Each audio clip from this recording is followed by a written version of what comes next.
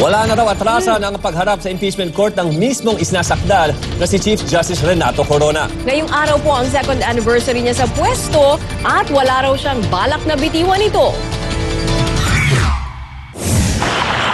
Nakangiti at pakaway-kaway si Chief Justice Renato Corona nang dumating sa misa sa Korte Suprema. Saktong ipinagdiriwang niya ang ikalawang anibersaryo niya sa pwesto. Mainit naman siyang sinalubong ng mga empleyado ng SC.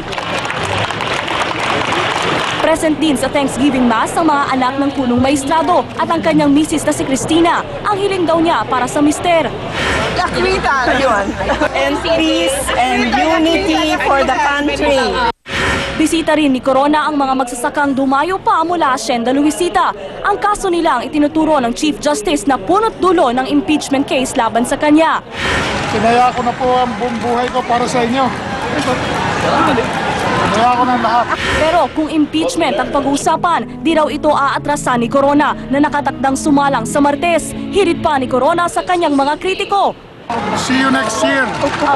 Nilinaw ni SC Administrator Midas Marquez walang court holiday sa araw ng pagsalang ni Corona sa impeachment court. Pero handa raw ang mga empleyado na umabsent para ihatid sa Senado ang kanilang hepe. Hindi kami naniniwala kahit sino naman siguro sa atin yung $82 account na wini-withdraw mo, pagkatapos mo i-deposit, i-withdraw mo rin. Hindi kami maniwala may taong ganun Ang prosecution team naman, posibleng italaga para mag-cross-examine kay Corona ang private prosecutor na si Attorney Mario Bautista, ang abogado sa ERAP impeachment trial ng witness na si Clarissa Ocampo. I think pinag-uusapan nila kung who would be most comfortable. I think ang tanong dyan is how do you divide it up? Kasi maraming may gusto talaga. Dahil they know that in effect, it's a lawyer's dream to cross-examine the Chief Justice of the Philippines. Pero banat ng depensa, dapat ang lead prosecutor na si Niel Tupas ang ipambala ng kabilang kampo. Kung itatapat nila ho sa amin si Attorney Bautista, si Attorney Lim, itatapat po namin si Captain America. Fred C. Cabial, News 5. Sa ibang balita, naglunsad ng kampanya ang isang religious group kontra sa gaganaping concert ng international pop star na si Lady Gaga dito sa Pilipinas. Sa Facebook fanpage ng grupong Bible Mode Youth, nanawagan sila na dumalo sa Stop Lady Gaga Concert Rally sa SM Mall of Asia sa darating na Sabado. Ang paniniwala raw kasi nila, marami sa mga kanta ni Gaga ang tumutuligsa at nangiinsulto kay Jesucristo. To the rescue naman ang ilang mga supporter ng singer. May umalma at may nagsabing nonsense daw ang kampanya. Bago ang kanyang konsyerto sa Pinas sa May 21 at 22, nakatakda sanang mag-perform si Lady Gaga sa Indonesia. Pero hindi ito binigyan ng permit ng gobyerno dahil sa banta ng ilang mga religious group. Sa sports naman, mukhang tuloy na ang pagsali ni Denver Nuggets center JaVale McGee sa Smart Gilas Pilipinas. Ito'y matapos ihain ng isang panukalan na gawing naturalized Filipino ang 7-footer ng NBA. Sa bilis, sa laki at galing, hindi nakalimutan ng mga Pinoy ang 7'1" na sentro ng Denver Nuggets na si JaVale McGee na maglaro siya kasama nila Kobe Bryant sa Smart Ultimate All-Star Weekend noong isang taon. Ang naging tanong ng marami, kung pwede ba't hindi isama sa Philippine team si McGee? Gumugulong na ngayon sa Kamara ang House Bill 6169 na naturalized Pinoy ang NBA player para makalaro siya sa Smart Gilas National Basketball Team. Bago ito, ginawang naturalized citizen ng Amerikano si Marcus Douthit para rin makalaro sa Gilas. Pero yung buong programa ng Samahang Basketball ng Pilipinas, kokolapso kung nagkaroon ng injury si Marcus Douthit. Kaya kailangan meron tayong backup. Malaki ang naging papel ni Douthit sa unang Gilas team na nag-average ng 19 points kada laro sa FIBA Asia Championship sa China noong isang taon. Dahil dyan, nag-4th place ang Gilas sa pinakamataas na naabot ng national basketball team noong 1987. Hindi rin daw nalalayo rito ang kayang gawin ni McGee na nakakagawa ng 10 puntos kada laro sa NBA. JaVale McGee is the only eligible NBA player playing center na pwede pang i-naturalize because most of the other good centers sa NBA halos lahat na sila nasa national team na ng kung ano-anong bansa. Paglilinaw naman ng sama ng basketball ng Pilipinas, hindi papalitan ni McGee si Douthit sakaling gawin siyang Pinoy. Hanggang 2013 pa kasi ang kontrata ni Douthit sa Gilas. Base rin sa rules ng FIBA, isang naturalized player lang ang pwede maglaro kada national team. But I think it's a step in the right direction. Alam naman natin, basketball is now a global game. Yung naturalization of players, palagi nangyayari yan Renson Kiko, News 5. Itinanghal ng International Business Network na Finance Asia na Best CEO ng Pilipinas si PLDT Chairman Manny V. Pangilinan. Si MVP ang nakakuha ng pinakamaraming boto sa 12th annual poll ng mga kapwa niya business leader at mga analyst. Ikinatuwa naman po ni Ginoong Pangilinan ang naging pagkilala sa kanya. Bukod sa pagiging chairman ng PLDT, si Manny Pangilinan din po ang presidente at CEO ng Meralco, chairman at CEO rin ng Philex Mining Corporation at chairman din ng TV5. Sa ibang balita, nagisa ng gusto ng mga senador ang DOJ at DFA matapos makalabas ng bansa ang isang Panamanian national na suspect sa panggagahasa sa isang Pinay. Diplomat daw kasi ang suspect at protektado ng tinatawag na Vienna Convention.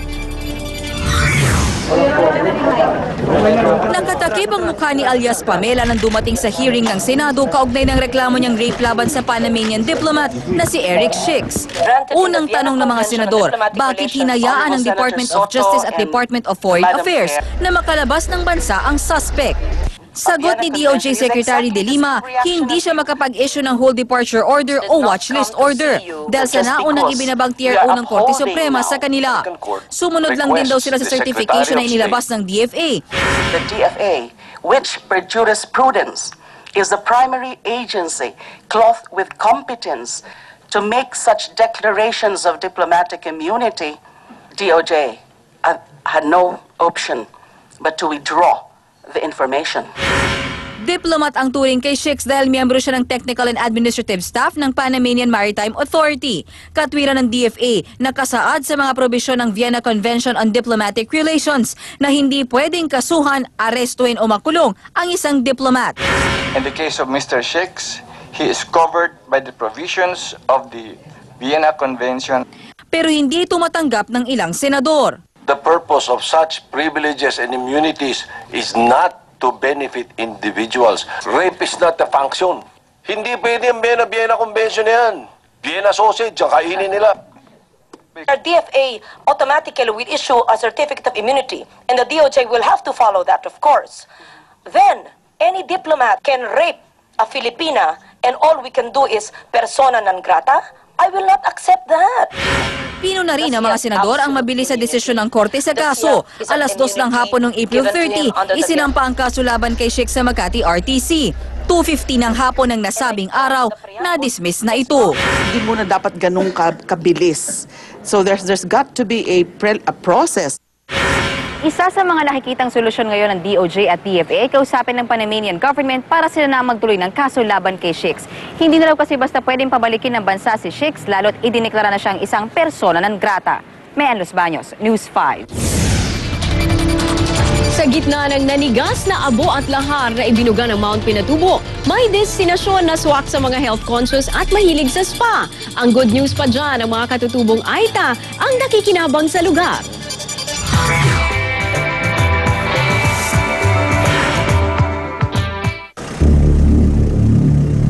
Taong 1991 nang pumutok ang Mount Pinatubo.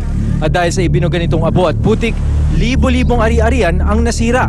Daan-daang buhay ang nawala.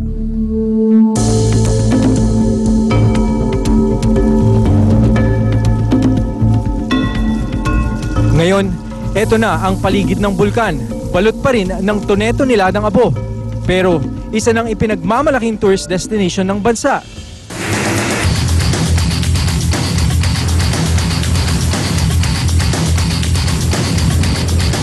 30 minutong biyahe sakay ng mga 4x4 truck na ito ang daan papuntang Mount Pinatubo.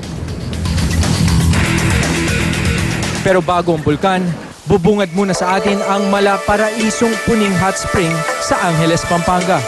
May 13 hot springs dito. Bawat isa may iba't ibang temperatura. At mas mataas ang lokasyon nito, mas mainit. Ang sauna rito, outdoor din. At galing mismo sa Pinatubo ang init. Yung steam nanggagaling sa ilalim at umaabot yung init niya hanggang 90 degrees Celsius. Kaya kahit walang enclosure, ramdam na ramdam mo yung init. Pero isa sa ipinagmamalaki ng puning ay ang serbisyo ng mga katutubong Aita. Marami sa kanila, kung hindi caretaker sa lugar, therapists sa kanilang sand spa. Tulad na lang ni Evelyn na 4 na taon na sa kanyang trabaho. Malaki po yung naitulong niya sa amin po. mas malaking oportunidad po yung maibibigay po nila sa amin. Sa spang ito, inililibing nila Evelyn ang mga bakasyonista sa mga pinaiinitang buhangin na mula sa lahar. Mainam daw kasi sa balat ang sulfur at asin na kasama sa buhangin. Ang mga katutubong Aita sa puning gaya ni Evelyn, patunay lang na basta may pagpupursige, maaari pa ring makabangon mula sa mga sakuna ng buhay. Mike Templo, News 5. Ay, mukhang masarap puntahan yun eh, no? Pero siyempre, alamin natin lagay ng panahon kung swak ba para makapagbakasyon tayo mula kay Leah Cruz. Leah! Maraming salamat, Paolo. Tulad ng mga nakaraang araw, magiging mainit pa rin ang umaga at tanghali bukas pero posibleng umulan sa hapon at gabi. Pero sa Northern Luzon at sa Mindanao, babagsak naman ang ulan bukas. Apektado kasi ang Northern Luzon ng buntot ng isang cold front. Kaya lalo na bukas ng hapon, uulanin kayo sa may Batanes, sa Ilocos at Cordillera regions. Maaring ang magkaroon ng pagbaha at landslides kaya mag-ingat kayo dyan, mga kapatid. Para naman sa mga may planong magbakasyon this weekend sa Baguio, ayan na. Ito ang magiging lagay ng panahon sa City of Pines, mga kapatid. At dahil naman sa Intertropical Convergence Zone, magiging maulan sa Mindanao. Kaya kung pupunta naman kayong Davao City this weekend o kahit sa beach sa Samal Island, ito naman ang magiging panahon doon. Pwede pang magbakasyon. At kahit kakatapos lang ng La Nina noong April, ayon naman sa pag-asa, posibleng magkaroon ng El Nino pagdating ng July hanggang September ngayong taon. Ibig sabihin nito, posibleng mababawasan ang pag-ulan at bagyo dito sa Pilipinas sa mga buwan na yan. At yan ang lagay ng panahon. Ako po si Leah Cruz. Thank you, Leah. At yan po ang kalahating oras ng mga balitang dapat malaman ng bawat Pilipino. Dahil ang balitang ito tungkol sa iyo at para sa iyo. Ako po si Cherry Mercado. Saan man, kailanman, kapatid. Ako po si Paolo Bejones at ito ang Pilipinas News. Up next na po ang Insider. Magandang gabi.